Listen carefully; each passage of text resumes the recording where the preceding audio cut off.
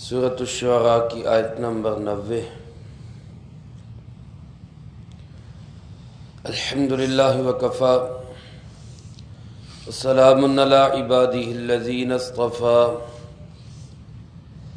خصوصاً علی سید الرسل وخاتم الانبیاء وعلی آلہ واصحابہ الاتقیاء۔ اما بعد فاعوذ باللہ من الشیطان الرجیم، بسم اللہ الرحمن الرحیم۔ وأزلفت الجنة للمتقين وبرزت الجحيم للغاوين وقيل لهم أين ما كنتم تعبدون من دون الله هل ينصرونكم أو ينتصرون فكبكبوا فيها هم والغاوون وجنود إبليس أجمعون قالوا وهم فيها يختصمون تالله إن كنا لفي ضلال مبين إذ نسويكم برب العالمين وما أضلنا إلا المجرمون فما لنا من شافعين ولا صديق حميم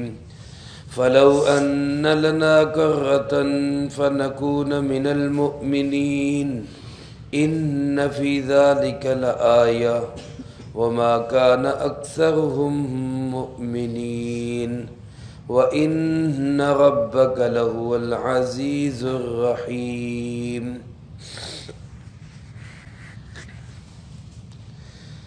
وَأُزْلِفَتِ الْجَنَّةُ لِلْمُتَّقِينَ، اور قریب کر دی جائے گی جنت پرہیزگاروں کے۔ وَبُرِّزَتِ الْجَحِيمُ لِلْغَاوِينَ، اور ظاہر کر دی جائے گی جہنم گمراہوں کے لیے۔ وَقِيلَ لَهُمْ أَيْنَ مَا كُنْتُمْ تَعْبُدُونَ، اور کہا جائے گا ان سے کہاں ہیں وہ جن کی تم عبادت کرتے تھے، من دون اللہ، اللہ کے سوا۔ هل ينصرونکم او ينتصرون، کیا وہ تمہاری کوئی مدد کر سکتے ہیں یا تمہارا کوئی بدلہ لے سکتے ہیں۔ فَكُبْكِبُوا فِيهَا، پس اندھے منہ ڈال دیے جائیں گے اس جہنم میں۔ ہم والغاوون، وہ بھی اور گمراہ کرنے والے بھی۔ وجنود ابلیس اجمعون، اور ابلیس کے لشکر بھی سب کے سب۔ قالوا وهم فیہا یختصمون، کہیں گے وہ اور وہ اس میں آپس میں جھگڑ رہے ہوں گے۔ تاللہ ان کنا لفی ضلال مبین، اللہ کی قسم یقیناً ہم کھلی گمراہی میں پڑے رہے۔ اذ نسویکم برب العالمین، جب ہم تمہیں برابر قرار دیتے رہے اللہ رب العالمین کے۔ وما اضلنا الا المجرمون، اور نہیں گمراہ کیا ہمیں مگر انہی مجرم لوگوں نے۔ فما لنا من شافعین، بس نہیں ہے ہمارے لیے کوئی سفارش کرنے والا۔ ولا صدیق حمیم، اور نہ ہی کوئی دوست جو حمایت کرنے والا ہو۔ فلو ان لنا کرۃ، پس اگر ہمیں مل جائے ایک موقع اور، فنکون من المؤمنین، تو ہم ہو جائیں گے ایمان لانے والوں میں سے۔ ان فی ذلک لآیہ، بے شک اس میں نشانی ہے۔ وما کان اکثرهم مؤمنین، لیکن ان میں سے اکثر ایمان نہیں لاتے۔ وَإِنَّ رَبَّكَ لَهُوَ الْعَزِيزُ الرَّحِيمُ، اور بے شک تیرا پروردگار غالب بھی ہے، رحم کرنے والا بھی ہے۔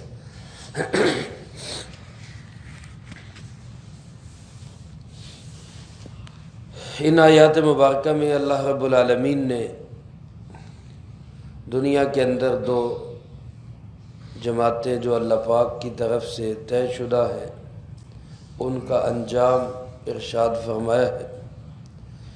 میرے محترم دوستو، اس دنیا کے اندر انسانوں کی صرف دو ہی قسمیں ہیں، باقی تقسیم جتنی بھی ہیں وہ سب ہماری بنائی ہوئی ہیں، چاہے وہ خاندانی تقسیمیں ہوں، چاہے وہ فرقہ وارانہ تقسیمیں ہوں، چاہے وہ علاقائی اعتبار سے تقسیمیں ہوں، یہ پاکستانی ہے، یہ ہندوستانی ہے، یہ افغانی ہے، یہ ایرانی ہے، یہ عربی ہے، یہ عجمی ہے، یہ سب تقسیمیں ہماری اپنی بنائی ہوئی ہیں۔ اسی طرح اگر کوئی شخص صوبائیت کے لحاظ سے تقسیم ہے، یہ پنجابی ہے، پٹھان ہے، یہ سندھی ہے، بلوچی ہے، یہ کشمیری ہے، یہ تقسیمیں بھی ہماری اپنی وضع کردہ ہے۔ خاندان کے اعتبار سے تقسیم ہو، کوئی انصاری ہے، کوئی غفاری ہے، کوئی رحمانی ہے، کوئی شیخ ہے، کوئی ملک ہے، کوئی رانا ہے، کوئی اور ذات پات ہے، تو اسلام کے اندر کوئی ذات کسی سے کم تر نہیں۔ اللہ کی نگاہ کے اندر عزت والا وہی ہے جو تقوی والا ہے۔ اس کے علاوہ جو ہماری تعصب کی تقسیمیں ہیں، فرقہ وارانہ تقسیمیں ہیں، بریلوی، دیوبندی، اہل حدیث، شیعہ، سنی، یہ تقسیمیں بھی ہم خود ساختہ ہماری ہیں، ہمارے دشمنوں نے ہم پہ مسلط کر دی۔ اصل میں انسانوں کی صرف دو قسمیں ہیں۔ اللہ پاک نے ارشاد فرمایا خلقکم فمنکم کافر ومنکم مؤمن، اس اللہ نے تمہیں پیدا کیا، تم میں سے کچھ مومن ہیں، کچھ کافر ہیں، کوئی ایمان والے ہیں، کوئی کافر ہے، اس کے علاوہ کوئی تقسیم نہیں۔ اللہ کرے جس طرح آج دنیا جہان کا کفر ایک جگہ پہ کھڑا ہے، اللہ ہم مسلمانوں کو بھی ایک جگہ پہ کھڑا ہونے کی توفیق نصیب فرمائے۔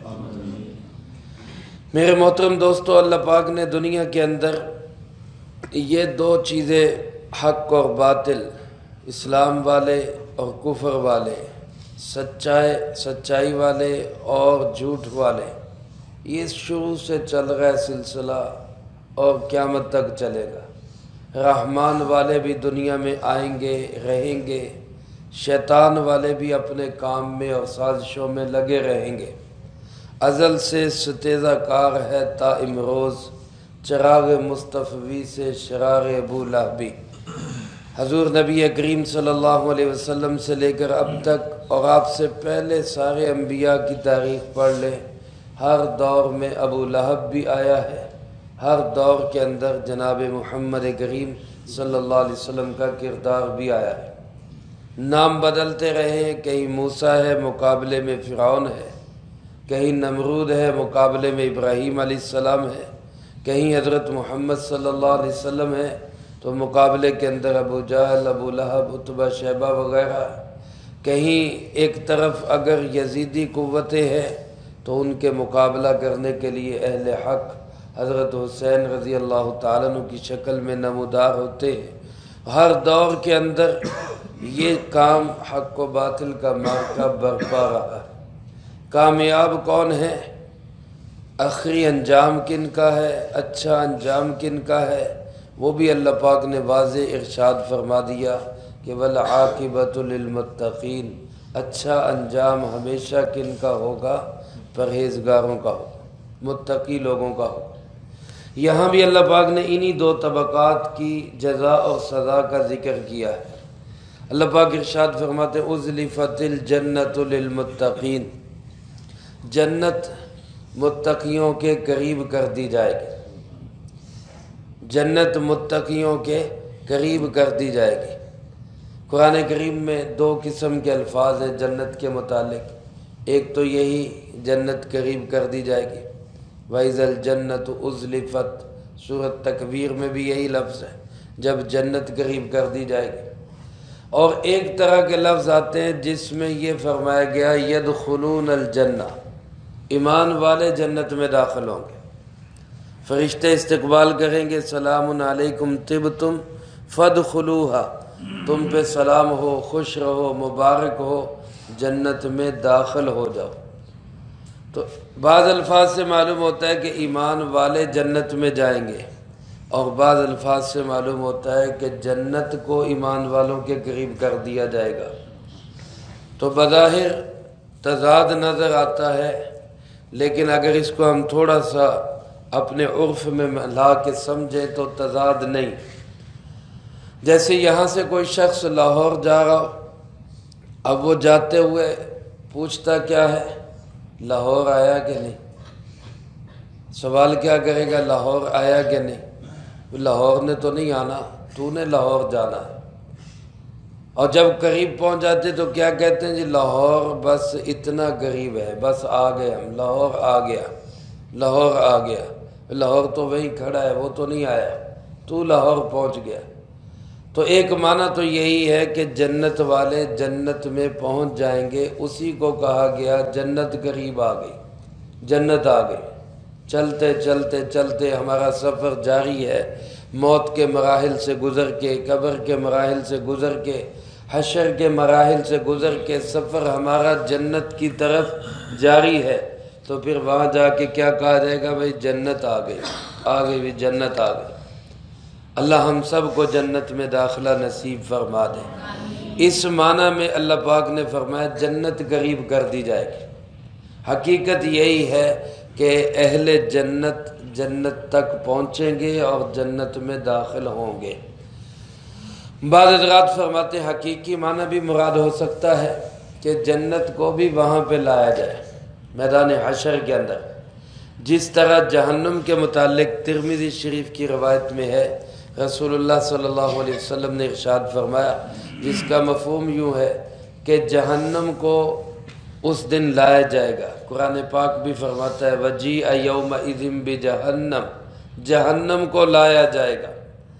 اور آپ نے تفصیل ارشاد فرماتے ہوئے ارشاد فرمایا کہ جہنم جو ہے وہ 70,000 زنجیروں کے اندر جکڑی ہوگی، اور ہر زنجیر کو 70,000 فرشتوں نے پکڑا ہوگا۔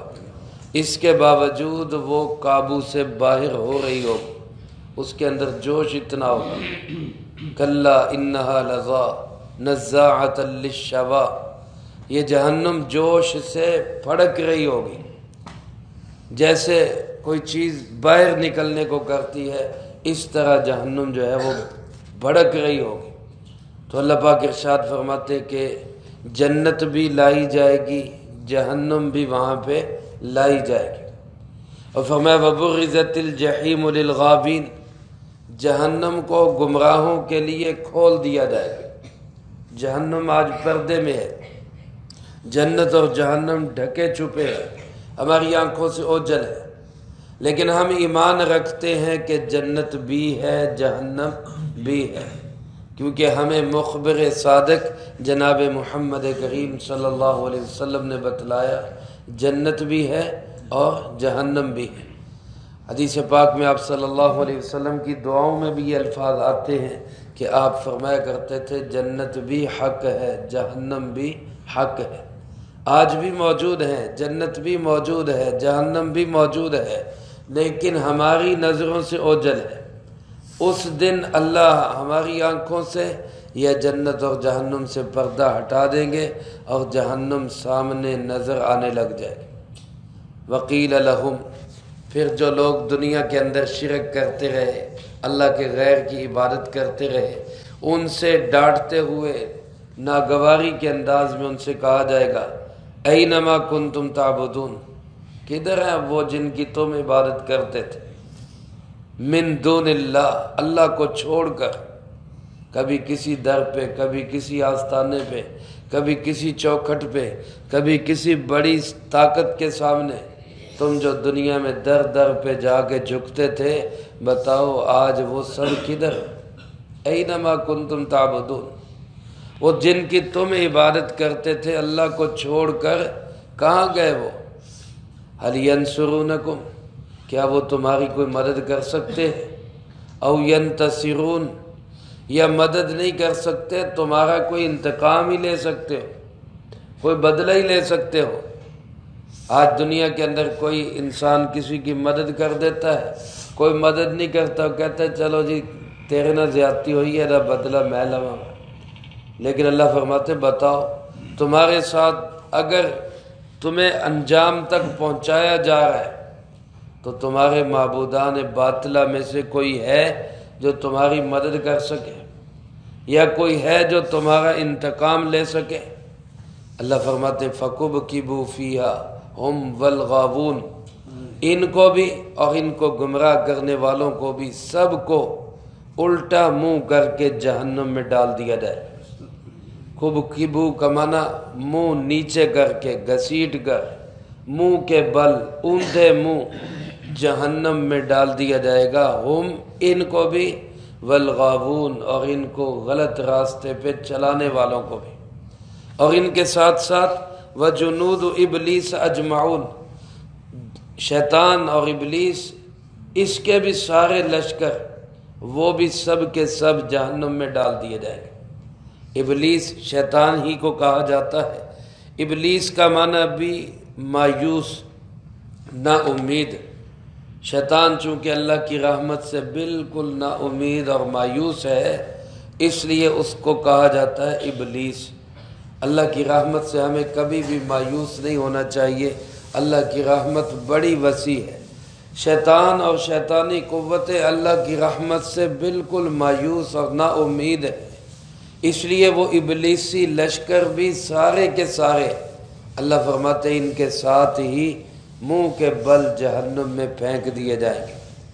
پھر جب یہ سب جہنم میں ہوں گے، ابلیس بھی جہنم میں ہوگا، ابلیسی لشکر بھی جہنم میں ہوں گے، دنیا کے اندر ابلیس کے ایجنٹ اور اس کا کردار ادا کرنے والے، گمراہ کرنے والے لیڈر اور رہنما وہ بھی سب جہنم میں ہوں گے، اور ان کے پیچھے چلنے والے، ان کے مریدین ہو، ان کے ورکر ہو، ان کے پیچھے نعرے لگانے والے ہوں، وہ بھی سب جہنم میں ہوں گے۔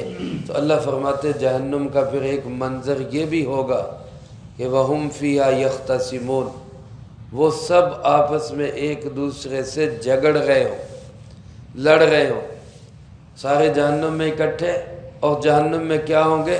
لڑ رہے ہوں گے۔ ادھر جنت والے انبیاء علیہ السلام کے ساتھ جنت میں اکٹھے ہوں گے، صحابہ کے ساتھ جنت میں اکٹھے ہوں گے، اولیاء اللہ کے ساتھ جنت میں اکٹھے ہوں گے، اور جنت ایسی جگہ ہے جہاں پہ کوئی لڑائی جھگڑا بھی نہیں ہوگا، کوئی لڑائی جھگڑا، حتیٰ کہ یہی ملے گی صفدر صاحب، بیوی بھی یہی ملے گی، لیکن لڑائی جھگڑا کوئی نہیں ہوگا۔ وہاں آپ کی تابع دار بن کے رہے گی، مطیع بن کے رہے گی، فرما بردار بن کے رہے گی۔ اللہ پاک کا شکر ہے، اللہ نے ہم سب کو نیک صالح اور فرما بردار با حیا با کردار بیویاں عطا فرمائی ہیں۔ اللہ ہمارے ان زندگی کے ساتھیوں کو سلامت رکھے، بہت بڑی نعمت ہے۔ رسول اللہ صلی اللہ علیہ وسلم نے ارشاد فرمایا کہ الدنیا کلها متاع وخیر متاع الدنیا المرأة الصالحہ، دنیا ساری کی ساری ایک ساز و سامان ہے، اور دنیا کا بہترین سامان وہ نیک عورت ہے، بہترین سامان نیک عورت۔ اللہ ہمارے حافظ صاحب کو بھی نصیب فرمائے، ساری دعا کریں ماشاءاللہ، اور سب کی جو ہیں سب کی اولادوں کو بھی، بیویوں کو بھی اللہ نیک بنائے۔ تو جنت ایسی جگہ جس میں کوئی جھگڑا نہیں، کوئی نزاع نہیں، کوئی آپس کے اندر اختلاف نہیں، کسی کے دل میں کسی کے متعلق کوئی کینہ اور بغض نہیں، دل صاف ستھرے ہوں گے۔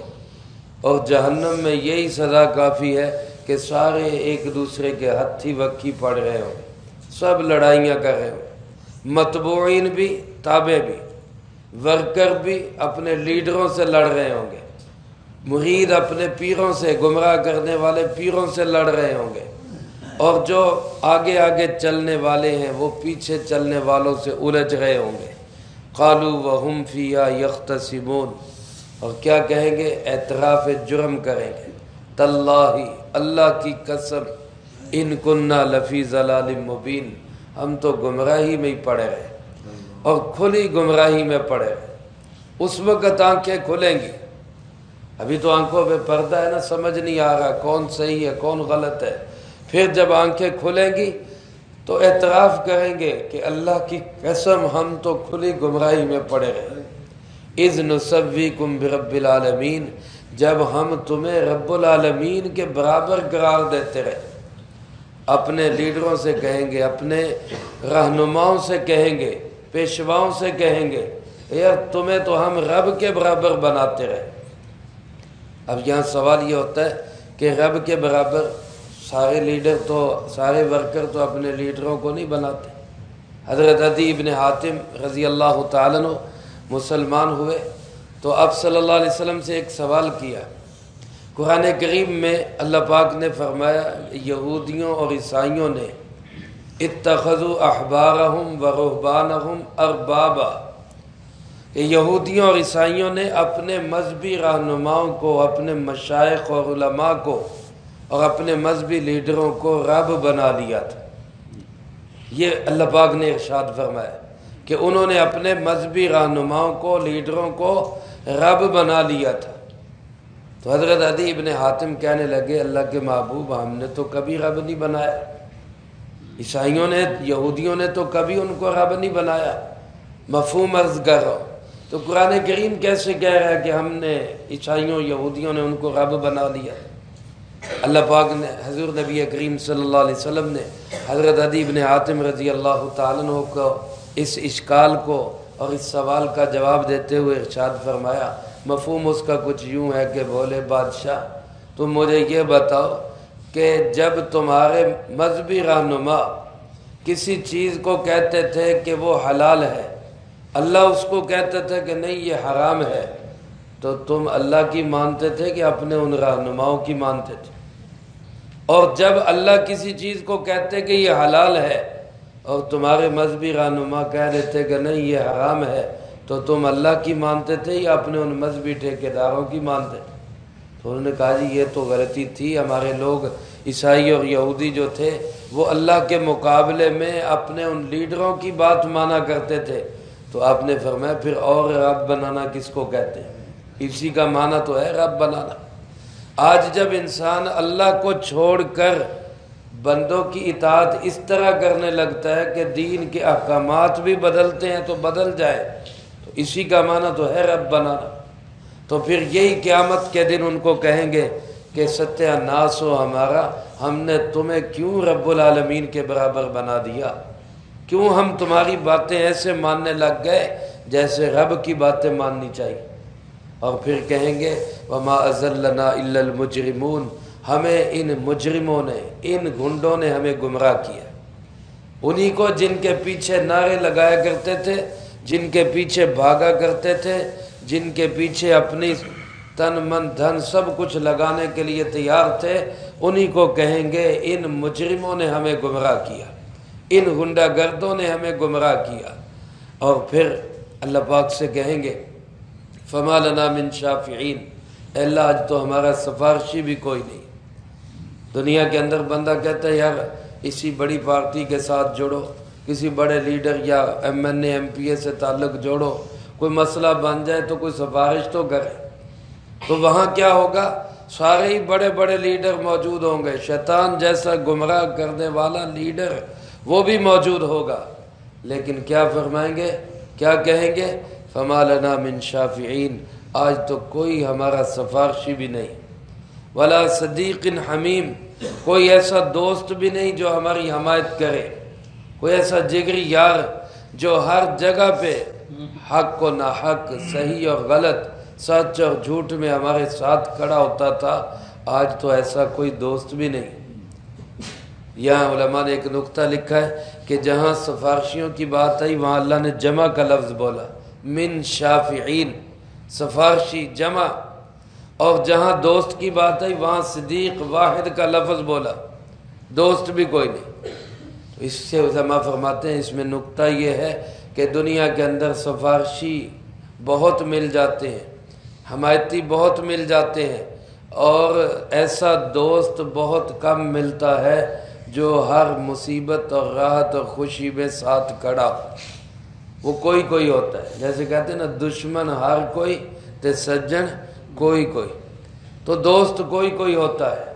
اس لحاظ سے اللہ پاک نے بھی یہاں صدیق کا لفظ واحد فرمایا کہ کوئی ایسا حمایتی دوست بھی نہیں جو آج ہمارے ساتھ کھڑا۔ پھر اللہ پاک سے کہیں گے، تمنا کریں گے، لو ان لنا کرتن، ایک موقع اور مل جائے، ایک موقع اور مل جائے، فنکون من المؤمنین، ہم ایمان والے بن جائیں، ہم ایمان والے بن جائیں۔ سورۃ الف لام میم سجدہ میں اللہ پاک فرماتے ہیں، کہیں گے ربنا ابصرنا وسمعنا، اے اللہ ہم نے آنکھوں سے دیکھ لیا، اے اللہ ہم نے کانوں سے سن لیا، فرجعنا، ہمیں ایک دفعہ واپس لوٹا دے، نعمل صالحا انا موقنون، ہم اچھے کام کریں گے، ہمیں یقین آ گیا ہے، ہمیں یقین آ گیا، ایک موقع اور دے دے بس۔ اس وقت میرے بھائیو انسان آنسوؤں سے روئے گا، خون سے روئے گا، پیپ سے روئے گا، افسوس کرتے ہوئے اپنی انگلی چبانا شروع کرے گا، پورا ہاتھ چبا جائے گا، لیکن اس دن کی حسرت کسی کام نہیں آئے۔ آج موقع ہے، آج انسان اپنی آنکھیں کھول لے اور ان گمراہوں سے بچ جائے اور قرآن سے اپنا تعلق جوڑ لے، اہل حق سے اپنا تعلق جوڑ لے، نیک لوگوں کے ساتھ اپنی مجالست اختیار کر لے، اہل مدارس مساجد ان کے ساتھ اٹھے بیٹھے ذکر کی محفلوں میں اور اسی طرح درس قرآن میں ان اللہ والوں کے ساتھ اپنی نسبت کو قائم کرے، جو آج دنیا میں بھی کام آئے گی، کل آخرت میں بھی کام آئے گی۔ ورنہ وہاں روئے گا، پچھتائے گا، کرلائے گا، لیکن ایک آنسو کا بھی فائدہ نہیں ہوگا۔ یہاں آنسو نہ آئے، آنکھ میں آنسو نہ آئے، صرف رونی صورت ہی بنا لے۔ اللہ کے محبوب صلی اللہ علیہ وسلم نے فرمایا نا، رونا نہیں آتا، رونی صورت ہی بنا لو، تو اللہ کو اس پہ بھی پیار آ جاتا ہے اور اللہ گناہوں کو معاف کر دیتا ہے۔ لیکن وہاں روئے گا، چلائے گا، گرلائے گا، منت و زاری کرے گا، فریاد کرے گا، لیکن وہاں سے آنے کا کوئی موقع نہیں ہوگا۔ پھر کہے گا یا اللہ مجھے موقع دے دے، میں ایمان لاؤں گا۔ اللہ فرماتے ہیں ان فی ذلک لآیہ، یہ جو سارا منظر نامہ میں نے تمہیں بتلایا ابراہیم علیہ السلام کا، اور یہ سارے حالات، کیا اس میں تمہارے لیے نشانی نہیں؟